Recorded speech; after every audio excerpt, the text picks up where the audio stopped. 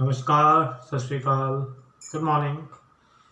Modern India कर रहे हैं हम, आधुनिक भारत का इतिहास, और एक थोड़े से गैप के बाद फिर हाजिर हैं आपके सामने। जो चैनल है हिस्ट्री बाय राकेश बाबा। कुछ गैप पड़ गया, कुछ वक्फा हुआ इसमें, लेकिन आज से फिर हम शुरू करने जा रहे हैं ये जो हमारे टॉपिक्स की लड़ी है। और आज की जो बात करेंगे हम, बात एक बहुत इम्पोर्टेंट मुद्दे पर है, बहुत इम्पोर्टेंट टॉपिक पे है।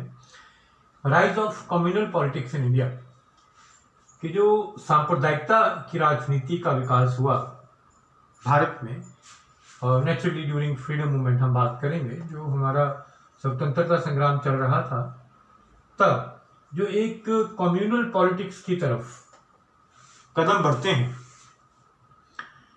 सांप्रदायिकता की राजनीति में रंगी जाती है हमारी ये जो लड़ाई है अंग्रेजों के साथ, और जिसकी कल्मिनेशन, जिसका एंड रिजल्ट जो है पाकिस्तान की फॉर्मेशन में होता है। हुआ कैसे, एकदम से वो होता कैसे है? क्या ये एक ग्रेजुअल जर्नी थी या अचानक से ही ये हो जाता है? तो इसको समझने से पहले हमें जाना होगा इस पॉइंट पर कि कम्युनलिज्म होता क्या है, सांप्रदायिकता होती क्या है, कम्यून क्या होता है, कम्युनिटी क्या होती है। सभी ये जो वर्ड्स हैं, शब्द जो हैं, वो मिलते जुलते हैं, वो आपस में गड़बड़ है, मिले जुले हैं। तो जो कम्युनलिज्म की बात आती है तो कम्यून का भी हमें पता होना चाहिए और कम्युनिटी का भी पता होना चाहिए। तो कम्यून एक ऐसी संस्था को कहा जाता है, एक ऐसे एरिया को कहा जाता है जहां पर आप सभी मिलकर रहते हैं और जिनकी विचारधारा एक जैसी हो। जहाँ पर पॉइंट जो सामने आता है वो ये आता है कि जहाँ पर उनकी विचारधारा एक जैसी हो। और जो कम्युनिटी बनती है तो कम्युनिटी भी इसी हिसाब से बनती है। जब हम एक बिरादरी की बात करते हैं, एक भाईचारे की बात करते हैं, तो कहीं ना कहीं कुछ कॉमन पॉइंट्स होते हैं जो उन्हें बांध कर रखते हैं। वो जो सांझ है, वो जो एक बॉन्डिंग है, वो कहीं ना कहीं नजर आ जाती है। और यहां से जब निकलता है वर्ड कम्युनल, तो कम्युनल या कम्यून से कम्युनिस्ट और कम्युनल भी, तो बात आती है वहां तक कि जब आप किसी एक वर्ग की, एक भाईचारे की बात करें, वकालत करें और उसके हितों की रक्षा की बात कर, तब बात जो है वो कम्युनल हो जाती है। तब हम किसी एक विशेष संप्रदाय की, एक विशेष मत की बात करते हैं और दूसरे मत को, दूसरे संप्रदाय को, दूसरे समुदाय को भूल जाते हैं। We tend to forget the other community, the interest of other community. अगर ये समाज में कुछ हद तक सीमित हो, पर्सनल लेवल तक हो या एक कम्युनिटी के लेवल तक सीमित हो, तो उस भाईचारे का, उस बिरादरी का या उस स्पेसिफिक समुदाय का जो रिजल्ट्स हैं वो पॉजिटिव भी मिल सकते हैं। लेकिन अगर हम इसे पॉलिटिक्स में ले आए, राजनीति में ले आए, तो फिर कम्युनल पॉलिटिक्स निकलती है, जिसके एंड रिजल्ट्स जो होते हैं वो हेट्रेडनेस में निकलते हैं। वो एक घृणा की राजनीति में तब्दील हो जाते हैं, परिवर्तित हो जाते हैं, और उसे रोका नहीं जा सकता। कम्युनल थिंग बुरी नहीं है, कम्यून बुरा नहीं है। एक संप्रदाय की बात करना, उसे आगे बढ़ाना, उसकी प्रोग्रेस की बात करना बुरी बात नहीं है, लेकिन उसकी आड़ में किसी दूसरे समुदाय, दूसरे संप्रदाय, दूसरे मत की निंदा करना, उसे नीचा दिखाना, वो एक बुरी बात हो जाती है। लेकिन बहुत अफसोस के साथ कहना पड़ता है कि कम्युनल पॉलिटिक्स जो है वो इसी बात पर थ्राइव करती है, इसी पे जिंदा रहती है। अगर ये बात ना हो तो फिर वो कम्युनल पॉलिटिक्स जो है वो ज़्यादा देर तक जिंदा नहीं रह सकती। फ्रीडम मूवमेंट के दौरान जो सांप्रदायिकता की राजनीति शुरू होती है, जो विकास हुआ वो धीरे धीरे हुआ। It was gradual. Firstly, it was in the subconscious mind of the two communities, and two communities were based upon the main religions जो मुख्य धर्म भारत में उस टाइम एग्जिस्ट कर रहे थे, मुस्लिम, इस्लाम और हिंदू। कॉलोनियल रूल से पहले जब ये उपनिवेशवाद की प्रक्रिया शुरू नहीं होती तो उससे पहले भी हिंदू और मुसलमान एक साथ रह रहे हैं मुगल काल में।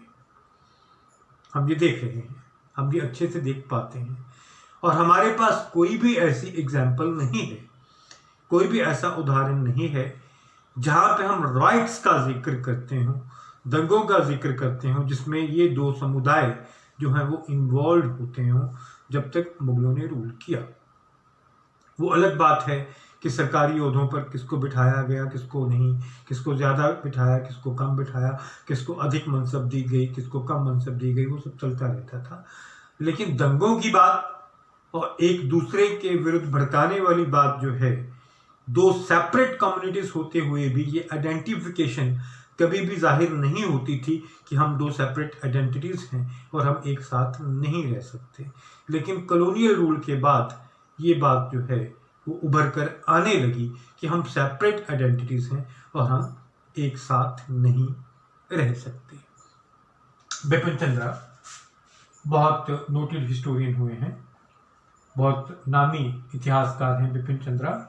वो कम्युनल पॉलिटिक्स की या कम्युनलिज्म की 3 स्टेजेस की बात करते हैं कि कैसे उसका एवोल्यूशन होता है। 3 फेजेस की या 3 चरणों की बात करते हैं कि कम्युनल पॉलिटिक्स जो है वो एकदम से नहीं आती, उसके 3 स्टेजेस होते हैं। जो पहली स्टेज है उसमें एक कम्युनिटी, एक बिरादरी, एक समुदाय ये मानकर चलने लगता है कि हमारे इंटरेस्ट, ये जो दूसरी कम्युनिटी है, इनके इंटरेस्ट से अधिक मेल नहीं खाते। हमारा कल्चर जो है थोड़ा डिफरेंट है। वो कहाँ से डिफरेंट हुआ? धर्म से डिफरेंट हुआ, क्योंकि धर्म डिफरेंट है तो धर्म से जुड़ी हुई बातें जब हम उनको कल्चर में लेते हैं, उनको सभ्याचार में लेते हैं, तो ये एक कॉमन सी बात है कि वो थोड़ी डिफरेंट नज़र हमें आएगी, वो डिफरेंट नज़र आती है। तो एक बड़ी स्टेज है। जो पहली स्टेज होती है वो कम्युनल पॉलिटिक्स की बड़ी स्टेज होती है कि एक इंटरेस्ट जो है वो रिलीजन के बेस पे डिफरेंट नज़र आता है, लेकिन बाकी इंटरेस्ट जो है वो कॉमन है, वो कॉमन है। अभी वो बात नहीं डेवलप होती कि हम एक साथ नहीं रह सकते, सिर्फ यही डेवलप होती है कि चलिए हमारा धर्म अलग है और उससे जुड़ी हुई बातें कुछ अलग नज़र आती हैं, लेकिन हम अब रह रहे हैं, हम अपने लोगों के बीच में रह रहे हैं, ये अपने लोगों के बीच में रह रहे हैं, कंट्री एक है, इसमें कोई प्रॉब्लम नहीं आती, इसमें कोई समस्या नहीं आती। सेकंड स्टेज जो आती है उसको हम लिबरल कम्युनलिज्म कह सकते हैं। कम्युनलिज्म तो है, सांप्रदायिकता तो नज़र आती है, सांप्रदायिकता नज़र आ रही है, लेकिन लिबरल है, उदारवादी है। अभी वो कट्टर सांप्रदायिकता की तरफ जो है वो नहीं बढ़ा। इस स्टेज में क्या है, इस फेज में क्या नज़र आता है? इस फेज में नज़र आता है कि रिलीजन डिफरेंट है, तो रिलीजन के साथ साथ थोड़ा लैंग्वेज की बात हो जाती है, थोड़ा कल्चर की बात भी हो जाती है कि रिलीजन भी डिफरेंट है, हम लैंग्वेज भी कुछ और बोलते हैं, हमारा कल्चर भी थोड़ा डिफरेंट है जो कि कहीं और से ओरिजिनेट हुआ है। एक कल्चर की बात नहीं होती, जबकि मुख्यतः मूल तौर पर कल्चर एक ही है, ओरिजिन एक से ही होता है, लेकिन बात उठने लगती है कि हमारा कल्चर भी डिफरेंट है, क्योंकि कल्चर को रिलीजन से जोड़ लिया जाता है, जो कि बात सही नहीं है, क्योंकि कल्चर की ओरिजिन और एवोल्यूशन मुख्यतः ज्योग्राफिकल होती है, भौगोलिक होती है। जब आप उसे रिलीजन से जोड़ने लगते हैं तो कहीं ना कहीं आप भटक रहे होते हैं मुख्य धारा से, लेकिन वो होता है। जब कम्युनल पॉलिटिक्स की एवोल्यूशन होती है तो ये देखने को मिल जाता है, लेकिन साथ में कुछ कॉमन इंटरेस्ट भी होते हैं। जो पॉलिटिकल इंटरेस्ट होते हैं वो अलग नहीं होते, वो कॉमन है। जो इकोनॉमिक इंटरेस्ट है वो अलग नहीं होते, वो कॉमन है। पॉलिटिकल इंटरेस्ट ये है भाई अंग्रेज जो हैं वो बाहर से आए हैं, इनको खदेड़ना है भारत से, ये हमारे कॉमन दुश्मन है, तो वहाँ पर वो इंटरेस्ट जो है वो सेम है, वो एक सा नज़र आ रहा है। इसी प्रकार इकोनॉमिक इंटरेस्ट भी सेम नज़र आते हैं कि भैया एक किसान जो है वो किसी कम्युनिटी को बिलोंग करता है, तो दूसरा किसान दूसरी कम्युनिटी को बिलोंग करता है, दूसरे धर्म को बिलोंग करता है, लेकिन किसान है उसकी समस्याएं किसान वाली समस्याएं, उसकी किसान की समस्याएं एक मुसलमान किसान या एक हिंदू किसान या एक सिख इंसान की समस्या नहीं। जो उसे झेलना पड़ रहा है वो एक किसान की नज़र से किसान को झेलना पड़ रहा है, एक मुस्लिम किसान या एक हिंदू किसान एक सिख किसान को झेलना नहीं पड़ रहा। तो यहाँ पर इकोनॉमिक इंटरेस्ट भी जो है वो सेम नजर आते हैं। तो दिस इज द फेज जिसको हम बोलते हैं लिबरल कम्युनलिज्म की बात करते हैं, उदारवादी सांप्रदायिकता है। इसके बाद जो थर्ड स्टेज आती है वो बहुत खतरनाक होती है भाई, वो होती है एक्सट्रीम कम्युनलिज्म। जब बात हद से गुजर जाए, आपके हाथों से निकल जाए और बात इस पॉइंट तक आ जाए कि दो कम्युनिटीज, तो दो बिरादरियां जो हैं, दो धर्म के लोग जो हैं वो एक साथ रह ही नहीं सकते क्योंकि कुछ भी कॉमन नहीं है। वो बिल्डअप होती है, ये एवोल्यूशन जो होती है वो बिल्डअप होती है, इवॉल्व हुआ है, ठीक है ना। वो तो नहीं है, हम ये तो कह नहीं सकते कि अगर ये बात जो है, मान लीजिए आगे चलकर डिटेल में बात करेंगे, 1930s में आती है और 1920s में ये वाली बात है, 1910 में लिबरल कम्युनलिज्म की बात है। तो भैया ये जो 10 सालों में 15 सालों में किस प्रकार से आप कह सकते हैं कि लिबरल कम्युनलिज्म जो है वो एक्सट्रीम कम्युनलिज्म में बदल गया। एक उदारवादी सांप्रदायिकता की नीति जो है वो एक कट्टरपन की सांप्रदायिकता की नीति में बदल जाती है। तो कहीं ना कहीं जो थर्ड पार्टी होती है, इस केस में जो ब्रिटिशर्स हैं, वो कहीं ना कहीं आग लगा रहे होते हैं। They are the persons, they are the people who are providing fuel for such kind of politics to save their skin, to save their interest as a colonizer। एक colonizer के रूप में उन्हें भी तो अपने आप को बचाना है, तो वो वहाँ पर कहीं ना कहीं आग लगाते हैं और एक कम्युनिटी को दूसरी कम्युनिटी के खिलाफ भड़काते हैं, उकसाते हैं, इतिहास का हवाला देते हैं और कहीं ना कहीं उनको आउट ऑफ द वे सहूलियतें प्रोवाइड करते हैं, देते हैं। तो ये बात जो है वो लिबरल कम्युनलिज्म से एक्सट्रीम कम्युनलिज्म में बदल जाती है। व्यक्ति आखिरकार व्यक्ति है, इंसान आखिरकार इंसान है। एक इंसान के एम्बिशंस जो होते हैं, महत्वाकांक्षा जो होती है, उसे कभी भी नापा नहीं जा सकता। और ये चीज़ जो है, ये जो पर्सनल प्रेजुडिस की बात जो आती है, वो भी कहीं ना कहीं आती है। लीडर्स की पर्सनल प्रेजुडिस भी इसमें इन्वॉल्व हो जाती है, इसमें घुस जाती है और वो एक्सट्रीम कम्युनलिज्म की स्टेज लाने में बहुत सारी पार्टीज जो हैं, बहुत सारी पार्टीज जो हैं वो इन्वॉल्व हो जाती हैं। हम किसी एक को ब्लेम नहीं कर सकते। British are blamed for the divide and rule policy, no doubt in that, इसमें कोई भी शक नहीं है। लेकिन डिवाइड तो वो तब करेंगे ना जब हम डिवाइड होंगे। अगर हम विभाजित होना ही ना चाहें, अगर हम डिवाइड होना ही ना चाहें, तो कोई हमें डिवाइड कैसे करेगा। तो वो जो तरीके उन्होंने अपनाए लोगों पर, भारत में, हिंदुस्तान में, तो उन तरीकों का फल तभी मिला जब वो तरीके सफल हो सके।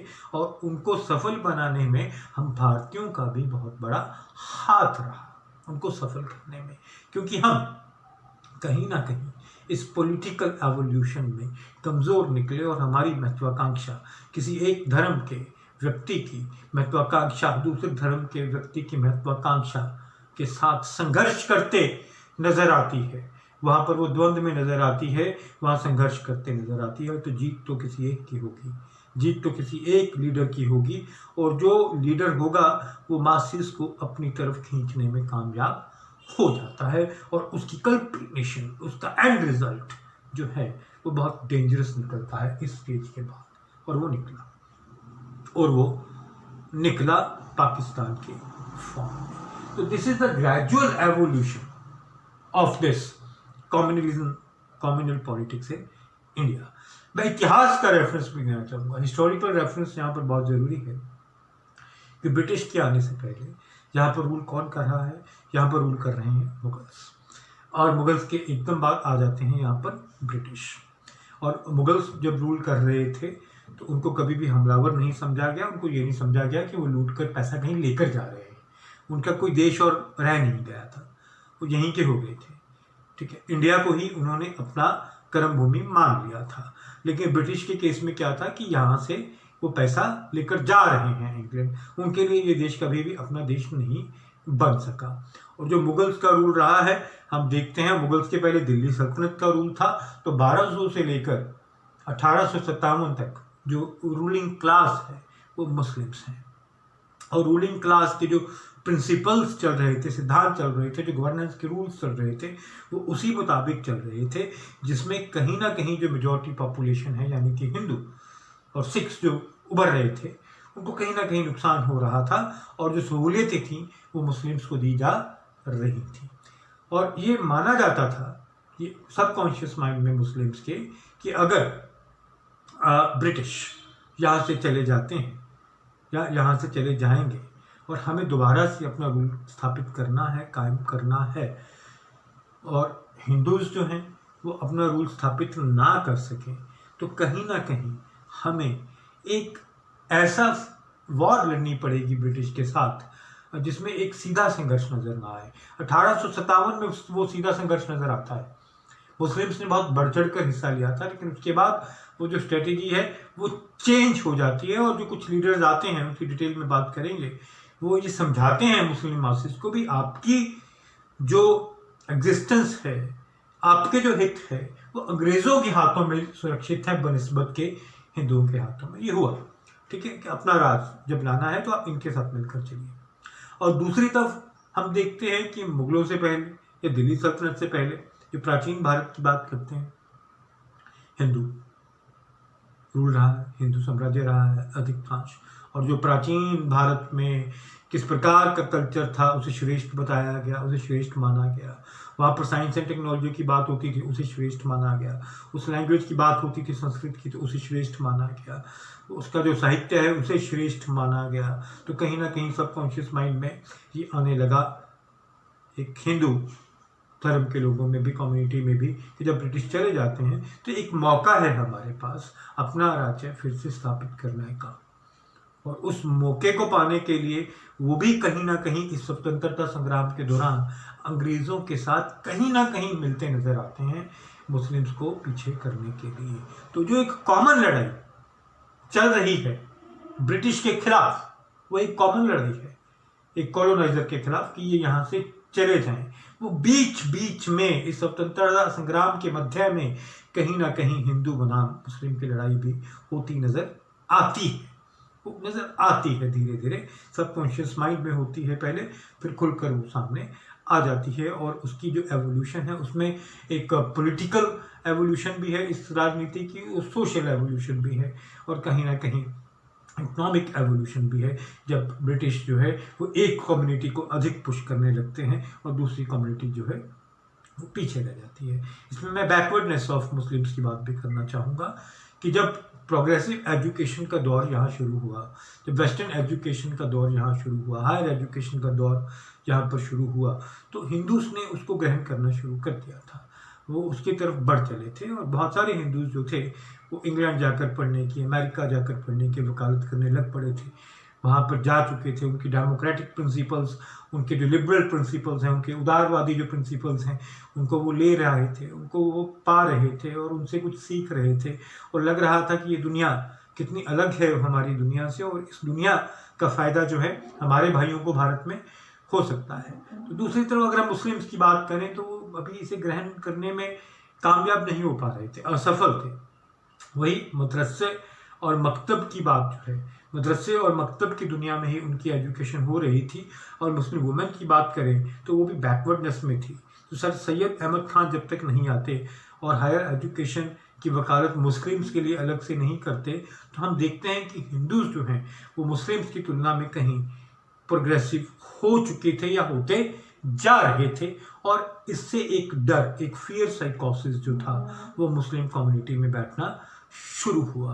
तो ये भी एक चीज़ है, ये भी एक साइकोलॉजिकल व्यू पॉइंट आप कह लीजिए, एक मनोवैज्ञानिक व्यू पॉइंट कह लीजिए, जो ये सांप्रदायिकता की राजनीति है इसके उभार में, कि वो सोचने लग पड़े थे कि हम भारत में रहकर कहीं ना कहीं भारत इन्वॉल्व हो जाता है, कहीं ना कहीं ये देश इन्वॉल्व हो जाता है कि ये तो आगे बढ़ गए तो हम पीछे रह रहे हैं, हम पीछे रह जाएंगे, ये आगे बढ़ते जाएंगे, गैप बढ़ता जाएगा, और धीरे धीरे जब इनका राज होगा हिंदूज का राज आएगा, जब आज़ादी मिलेगी तो हम यहाँ भारत में कहीं के भी नहीं रहेंगे। तो ये बात भी कहीं ना कहीं नजर आ रही थी। तो मैं नहीं समझता कि आज हम इस टॉपिक को कंप्लीट कर पाएंगे, लेकिन आज स्टार्टिंग की है, जो कि एक बहुत इंपॉर्टेंट टॉपिक है, rise of communal politics in India during freedom movement.